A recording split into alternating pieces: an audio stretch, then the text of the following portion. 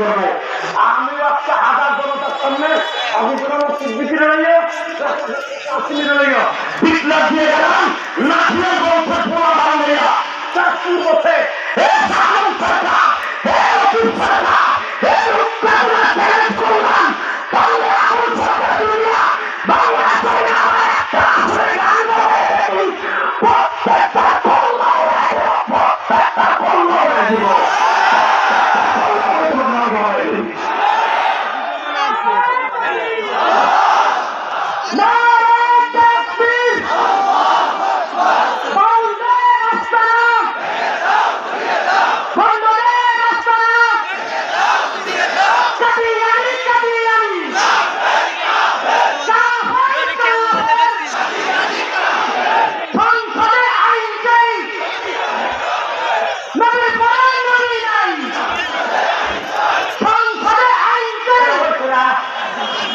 আইন করতে হলো না। আমার বলতো আমার তুমি চলে গেল